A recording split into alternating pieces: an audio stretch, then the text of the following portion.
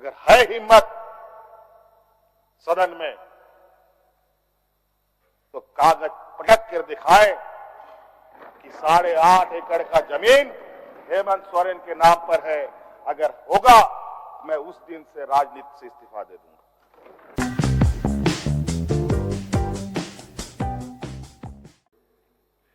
विश्वास मत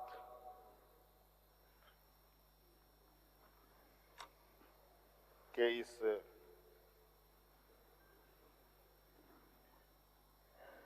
अभ्यास का हिस्सा बन रहा हूं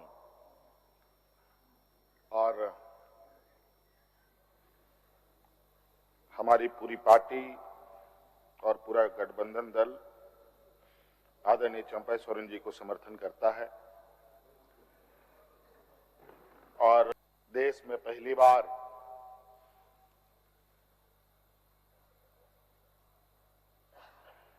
किसी मुख्यमंत्री का गिरफ्तारी हुई हो मेरे संज्ञान में नहीं है।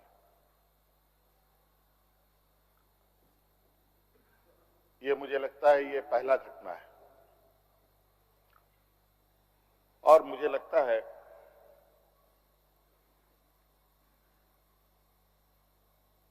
इस घटना को अंजाम देने में कहीं ना कहीं राजभवन भी शामिल रहा है।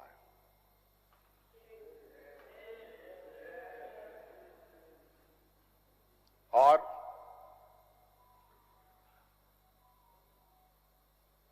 जिस तरीके से ये घटना घटित हुई है मैं बहुत आश्चर्यचकित हूं।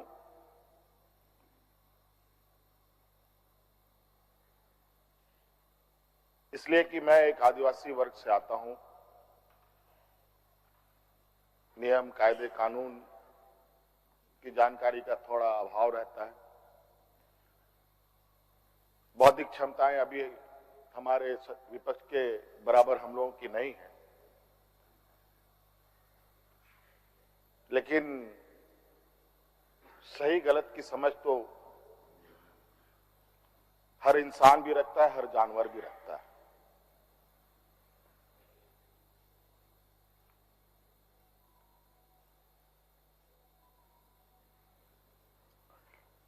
अध्यक्ष महोदय, बड़ी सुनियोजित तरीके से बड़े लंबे समय से 2022 से 31 तारीख को दिए गए अंजाम की पटकथा लिखी जा रही थी। बड़े तरीके से उस पकवान को बहुत धीमी आंच में पकाया जा रहा था, लेकिन ये इनकी जो पकवान है ये पकने को तैयार नहीं थे।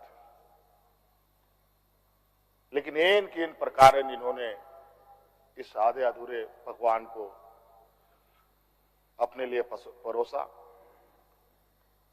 और बड़ी सुनियोजित तरीके से मुझे अपनी गिरफ्त में लिया है।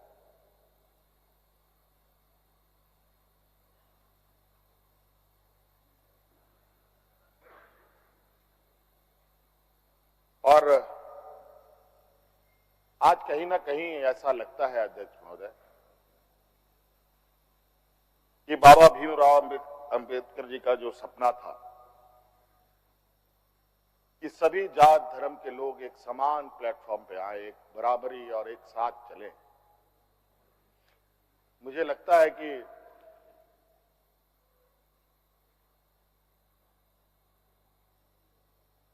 जिस तरीके से बाबा भीमराव अंबेडकर जी को भी अपना समाज छोड़कर बौद्ध धर्म अपनाना पड़ा, ऐसे ही आदिवासी दलितों के साथ भी आने वाला भविष्य में करने की तैयारी हो रही है कि मुझे जेल के सलाखों के अंदर डालकर ये अपने मंसूबे में सफल हो जाएंगे। ये झारखंड है अध्यक्ष महोदय, ये देश का एक ऐसा राज्य है जहां हर कोने में आदिवासी दलित पिछड़े वर्गों से अनगिनत सिपाहियों ने अपनी कुर्बानी देकर यहां के आदिवासी दलितों की जान बचाई। देश आजादी के सपने भी ये लोग नहीं देखते थे अध्यक्ष महोदय, तब से झारखंड के आदिवासी अपनी हक अधिकार की लड़ाई लड़ी। ये तो बहुत बाद में आए, लेकिन बौद्धिक संपन्नता, आर्थिक संपन्नता, आज तक इन लोगों ने देश का गांधी टोपी नहीं पहना। अध्यक्ष महोदय,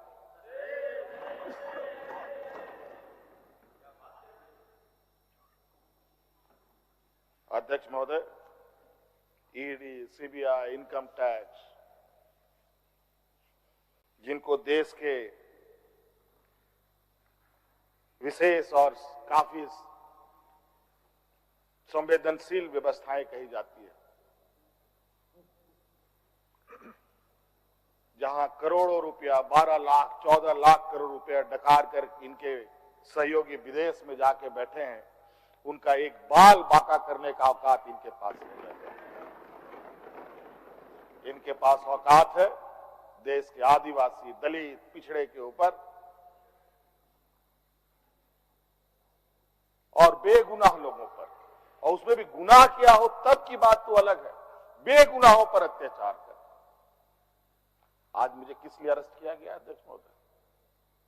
8.5 एकड़ जमीन के घोटाले पर। अगर है हिम्मत सदन में तो कागज पटक कर दिखाए कि 8.5 एकड़ का जमीन हेमंत सोरेन के नाम पर है। अगर होगा मैं उस दिन से राजनीति से इस्तीफा दे दूंगा। अध्यक्ष महोदय, जब राजनीतिक रूप से ये नहीं सकते हैं तो ऐसे ही बैकडोर से हमला करते हैं, पीठ पर हमला करते हैं।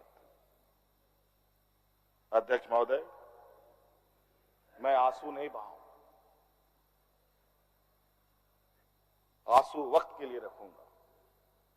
आप लोगों के लिए आंसू का कोई मतलब नहीं। आदिवासी दलितों का, पिछड़ों का, आदिवासी के आंसुओं का कोई मोल नहीं। वक्त आने पर हम इनके एक एक सवालों का जवाब और एक एक इनके षड्यंत्र का जवाब वक्त आने पर बड़ी माकूल तरीके से दिया जाएगा। एक्चुअली तो आगे बढ़ना पड़ता था। ये खुला दरवाजे की आदि हो चुके हैं, इनको कोई रोक टोक नहीं कर सकता।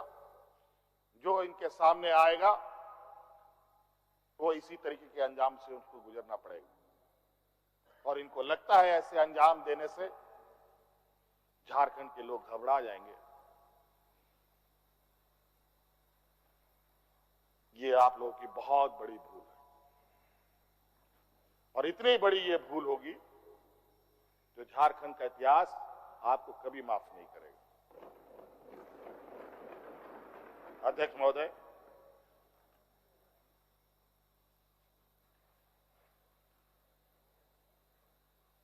आज जो षड्यंत्र का पैमाना है वो इस कदर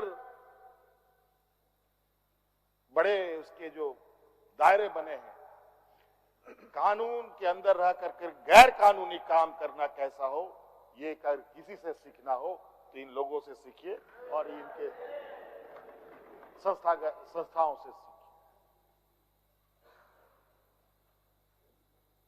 मैं तो कहता हूं, मैं फिर से कहता हूं कि आप लोग दस्तावेज लाइए सदन में, या आपने ईडी और सीबीआई को सपोर्ट कीजिए और कोर्ट में पेश करें।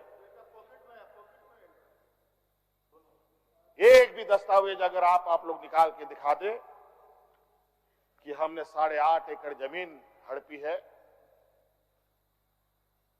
तो मैं उसी दिन राजनीति से संन्यास किया, झारखंड छोड़ के चला जाऊं। अब इनको नहीं मिला तो हमारे बीवी, बच्चों, परिवारजनों के खाता वही ढूंढने में लगे। ये पैसा कहां से आया, वो पैसा कहां से आया, ये आया, वो आया। अध्यक्ष महोदय, असमानताएं देखिए इसी सदन के अंदर। जो सरकार के द्वारा उपलब्ध कराए जा रहे ऋण, जो यहाँ के आदिवासी विधायकों को कितने वर्षों के लिए मिलता है और गैर आदिवासियों को कितने सालों के लिए मिलता है।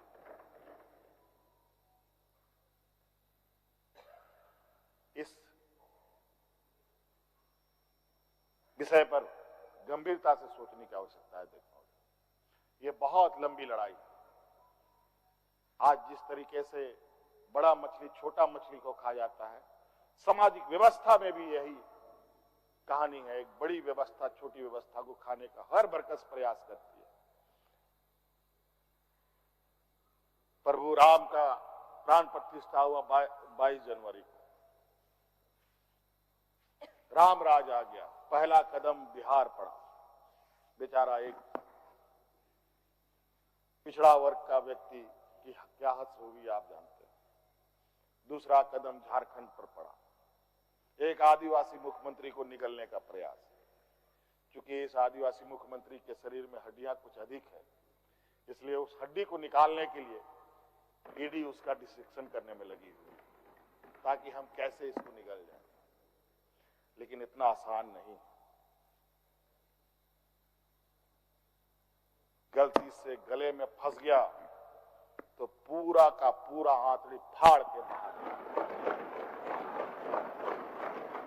इस वजह से संभल के खाने का कोशिश कीजिएगा। इस वजह से अध्यक्ष महोदय, मुझे कोई गम नहीं कि मुझे आज ईडी ने पकड़ा। जिस तरीके से बंधुदा का सदस्यता लिया, ये आप चुनाव नहीं लड़ सकते हैं। हो सकता है मेरा भी यही असर है। सत्ता लुलुपता के लिए हम लोग कभी नहीं आए अध्यक्ष महोदय। लेकिन ये बात मैं इस सदन में कहना चाहूंगा कि झारखंड मुक्ति मोर्चा का उदय झारखंड के मान सम्मान स्वाभिमान को बचाने के लिए हुआ है। और इस मान सम्मान स्वाभिमान के प्रति जो भी बुरी नजर डालेगा, उसको हम मुंह तोड़ जवाब देंगे, चाहे राजनीतिक रूप से हो, चाहे कानूनी रूप से हो, चाहे वो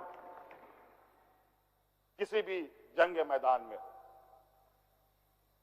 ये हमारा संकल्प है। ना हम पीछे हटे हैं, ना हम लोगों ने पीठ दिखाई है अध्यक्ष महोदय। इसलिए अध्यक्ष महोदय, मुझे तो कोर्ट का आदेश है कि मीडिया के सामने या बाहर वक्तव्य नहीं देना है। तो हमने ईडी वाले से पूछा, क्या सदन में भी बात नहीं रखनी है? तो उन्होंने ये भी कहा, नहीं सदन में भी आप नहीं रख सकते। हम बोले वाह। तो मैंने कहा कि आइए स्पीकर साहब के टेबल में खड़े हो जाइए, बैठ जाइए, वहां से आदेश जारी कीजिए, फिर हम चुप हो जाएंगे। ये स्थिति है अध्यक्ष महोदय। अब उस दिन का इंतजार है। अभी तो गवर्नर हाउस का कोरम पूरा हो गया। अब विधानसभा से लोग कब अरेस्ट होंगे, राष्ट्रपति भवन से कब अरेस्ट होंगे, लोकसभा राज्यसभा से लोग कब अरेस्ट होंगे। 150, 200 सांसदों का निलंबन। क्या अध्यक्ष महोदय ये इतिहास के सुनहरे अक्षरों में लिखा जाएगा अध्यक्ष महोदय? बड़ी विचित्र स्थिति देश में। और मैं ये कहना चाहूंगा अध्यक्ष महोदय, विशेषकर आदिवासी दलित पिछड़े भाइयों से, आप तैयार हो जाएं। अब शोषण की एक नई परिभाषा गढ़ने जा रही है। अगर अपने आप को आपने कमजोर किया तो आने वाली पीढ़ी कभी माफ नहीं करेगी। तो अध्यक्ष महोदय, राज्यपाल महोदय आए और 32 पेज का इन्होंने अभिभाषण पढ़ा। हम लोग लाख चिल्लाते रहे। अध्यक्ष महोदय, अभिभाषण पढ़ के क्या होगा जब देश में लोकतंत्र ही नहीं बचेगा? आज हर चीज पिछले दरवाजे से हो रहा है। अध्यक्ष महोदय, खैर इतना तो हम लोग बुद्धि ज्ञान है नहीं, लेकिन समय ऐसा भी नहीं है, समय से बड़ा बलवान धरती में कोई नहीं है और वक्त फिर घूमेगा और फिर हम आपके सामने